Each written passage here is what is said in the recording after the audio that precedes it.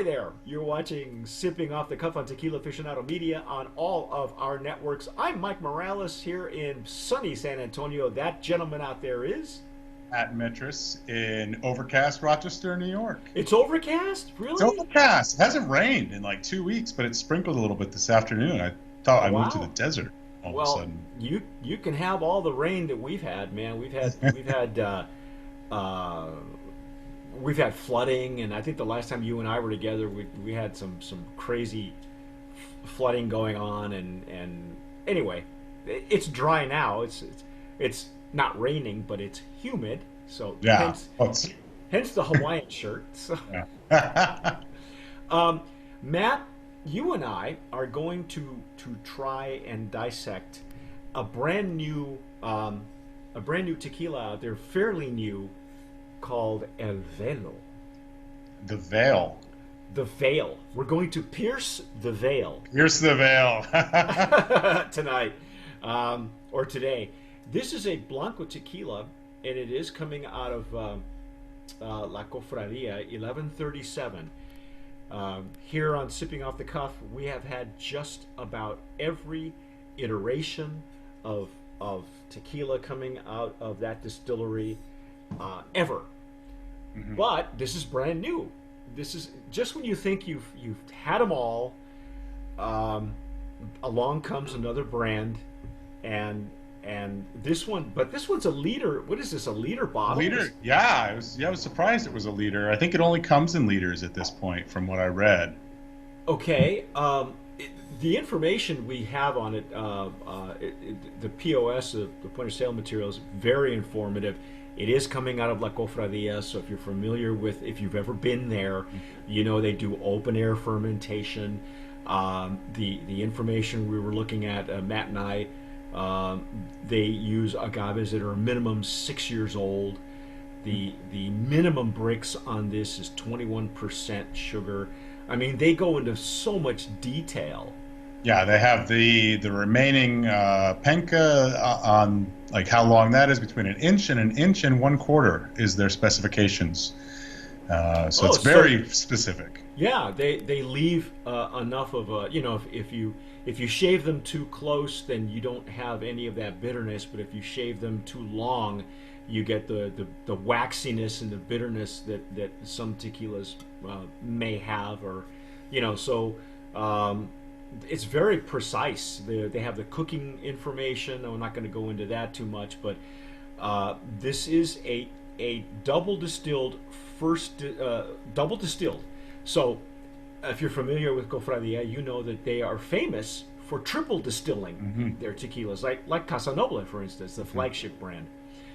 Um, I was talking to Matt off the camera that last year, Rick and I had just about every iteration of tequila coming out of La Cofradia with a brand called Armero. And Armero had like 7 different varieties, from Blanco to a triple distilled Blanco to reposados and añejos, and then an extra añejo, I believe. So, just when you think you've had everything, along comes this other brand, Dos Almas, Hmm. coming out of also La Cofradia, which is still strength. This is at 55 ABV.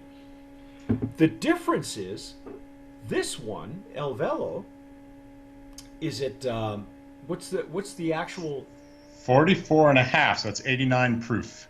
89 proof? Okay. And it's not, normally we end up with round numbers when we end up with an overproof. So this is pretty uncommon. Yeah.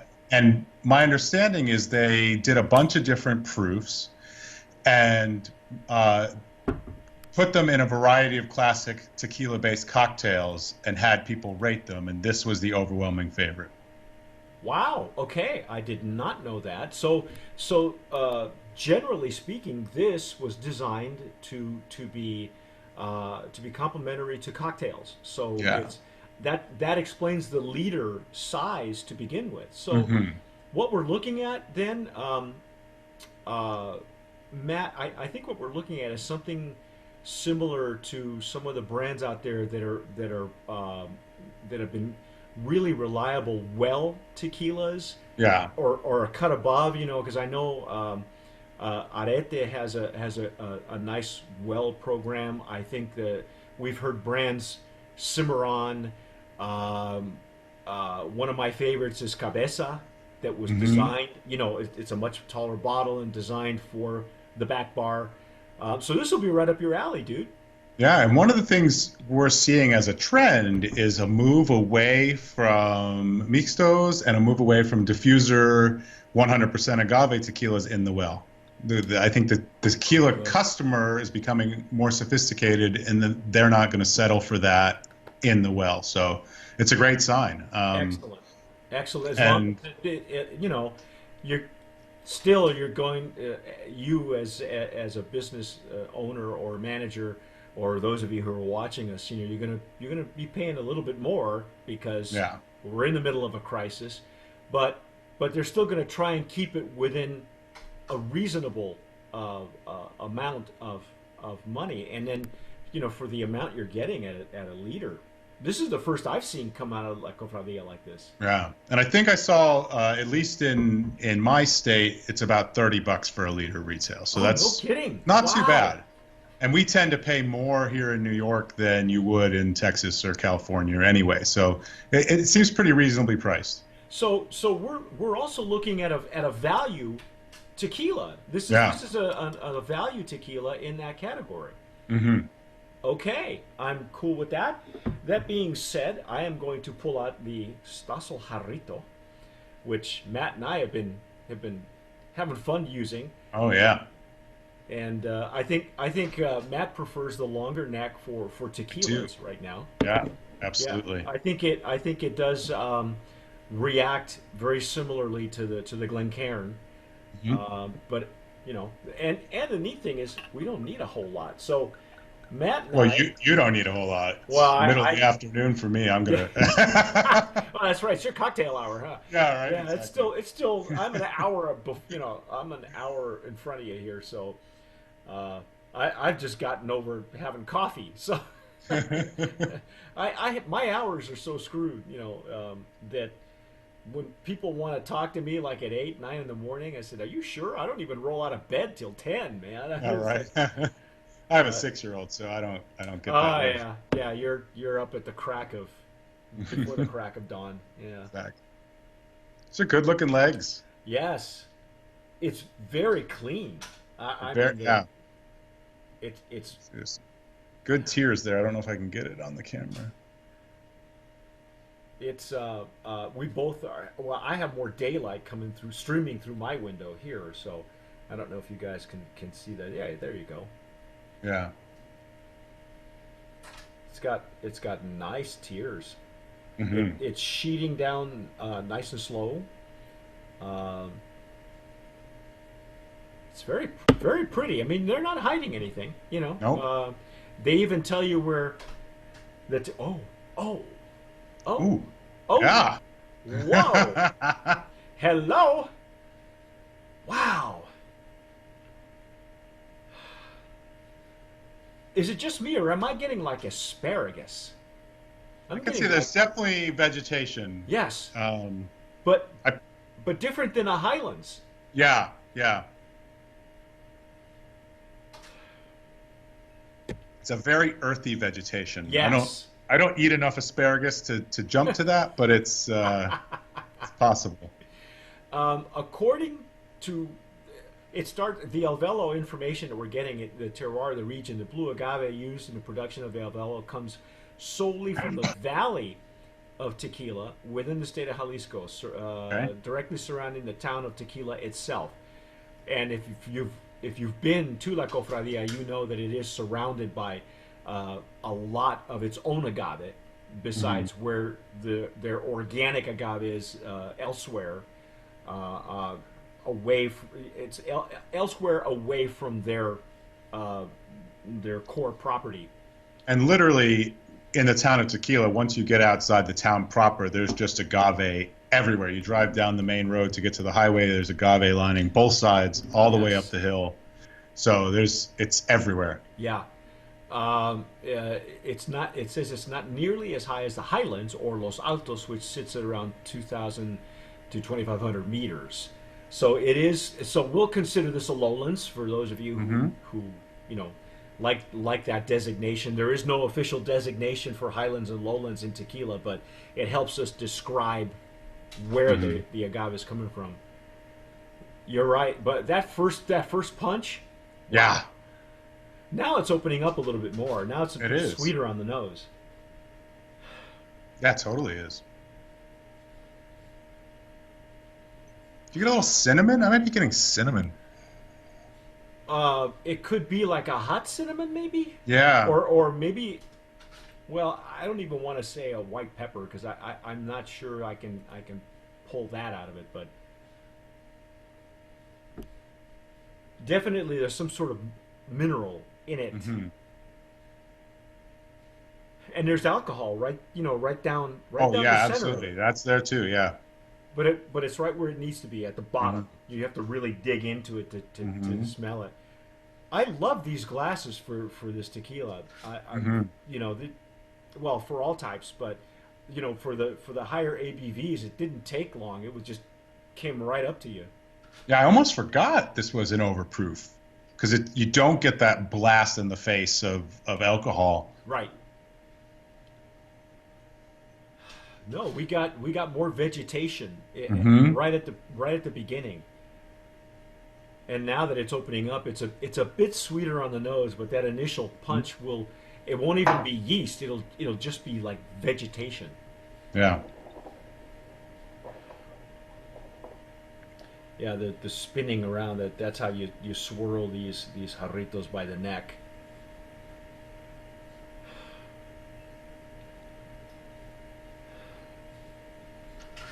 Did they say why they're calling it the veil? You know, I didn't catch that anywhere. This is not an homage to Houdini or anything like that. For those of you who are Houdini files, you'll know what I'm talking about. Uh, Yeah, I don't see anything. yeah, oh, I see. It's Oh, the there it is. story. Yep. Yeah, Tequila was born under the shadow of the historic Volcan de Tequila, its last eruption occurring over 200,000 years ago, and it coated the entire valley with a veil of ash. Okay, that explains it. Yeah. Right there on the back. Notice what it says. It says, with cocktailing Oh, quality quality. means best quantity. Yeah, Yeah. that's So definitely true as well. yeah. So this is a double category, or at least a not only a value category for us as consumers, but also for cocktailing for guys like you who manage a bar and restaurant and does the buying as well. So Yeah. I okay, will. I'll make some margaritas out of this too later, and we'll see how that turns hey, out. we'll find out. Just need the excuse right there. Well, it is Saturday. It's cocktail hour, Yeah, so what the it's hell, a right? Saturday afternoon. Yeah. Yeah. Mm. Oh my.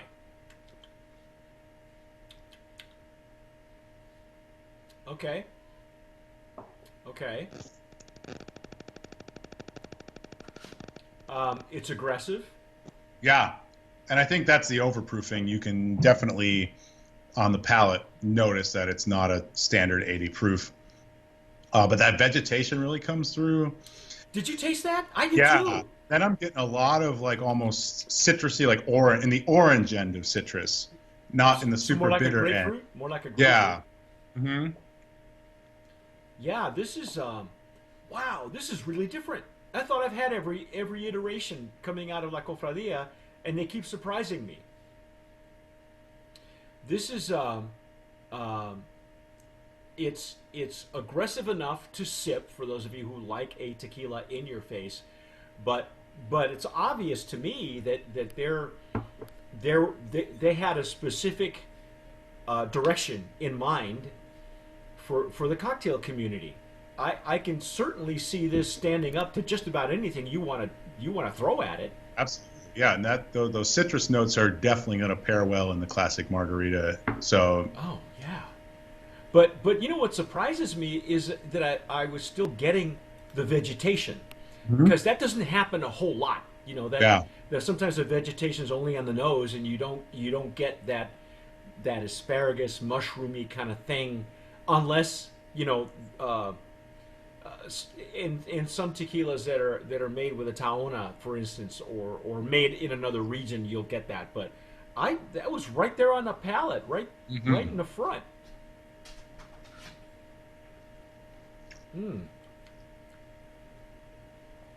I am really digging this. This is awesome.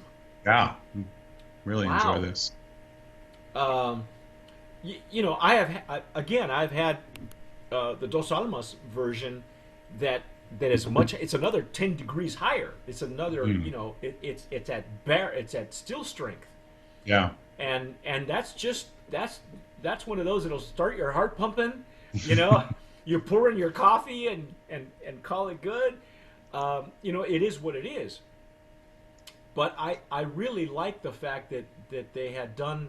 It's like they did crowdsourcing, or they did a focus group or something, and they discovered that this was the actual ABV where it needed to be for the perfect cocktail, right? Yeah, that's what it seems like. Let me see if I still can find that page where there was 5 cocktails they listed. It was a margarita, Paloma, frozen mango margarita, a tiki style cocktail with pineapple juice, and a rosita. Wow. I get in the retronasal. You're going to get a lot of the vegetation, those vegetal notes.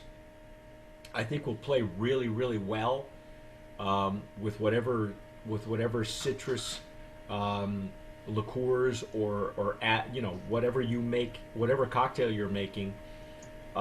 Even something as strong as a pomegranate or a juice or a grapefruit. Here in Texas is ruby red. This would be great in a ruby red. Paloma. Oh, absolutely. Yeah. Oh my gosh! Wow, dude, I'm convinced again. I'm gonna go on the limb right here. Oh yeah. Promise I don't have a nominee. sign. I just I'm gonna didn't get you. didn't get my signs in the I mail want to yet. get you a sign.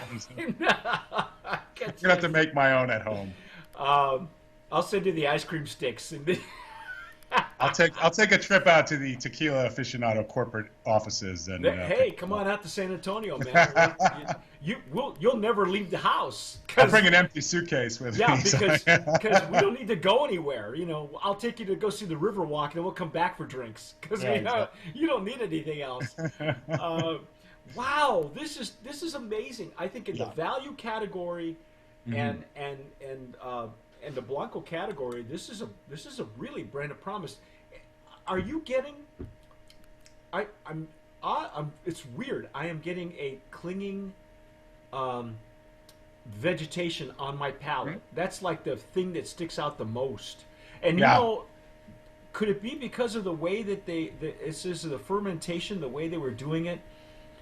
The yeast is cultivated from the spent aguas amargas collected during the cooking process. So they're reintroducing. I think that's where this character is coming from. Yeah, I could see that. Some people might call it funkiness, but I wouldn't go that far. I've had really funky, even funky mezcals, for instance. But this is not it. That's not what this is. This is a hint of I want to call it a vegetation, like an asparagus or something green, and not not a fresh green, but a cooked green. Wow. I'm really impressed, man. This was very cool. Yeah, absolutely. Anyway, that's our take on ElVelo. Go find it. It's a great price. I think Matt gave us our pricing, so it's very reasonable for those of you who are wanting to make cocktails with it, or simply have a real decent sipper. You have found it, and so I think it's a brand of promise nominee. That's our take on Sipping Off the Cuff on ElVelo Tequila. You've been watching it on all of our platforms. I'm Mike Morales here, San Antonio. That gentleman out there is Matt Metris in Rochester, New York. And don't forget to subscribe on all those platforms. Yes, follow us. You can follow Matt also on Instagram and Facebook, and Yeah. all these guys, all our TJs have their own social media. Go find them Yeah. because they do a lot of the tastings on their own. So, but whatever you're gonna do, tomar sabiamente. Sip wisely. I'm Mike Morales. I'm CEO of Tequila Aficionado Media, and I just wanted to thank you for watching Sipping Off the Cuff. We love doing these reviews for you. Now, if you're an Agave Spirits brand owner and you're watching this, there are 3 things that I'd like to talk to you about. Number 1, if you'd like us to review your Agave Spirit on Sipping Off the Cuff, just send me an email, mike@tequilaaficionado.com. It won't cost you a dime, and I promise you'll get an honest review. Number 2, if your brand has been nominated, past or present, as a brand of promise, we can help you promote your brand effectively and affordably over on the tequila PR side of things. Just email me, mike@tequilapr.com. And number 3, if your brand has ever been a Brand of Promise nominee or a winner, you automatically qualify with us, or to go with us, on our next promotional tequila tour. So shoot me an email, tours@tequilaaficionado.com, and I'll send you all the details on our upcoming tequila tour. That's it. Thanks again for watching. Sip wisely.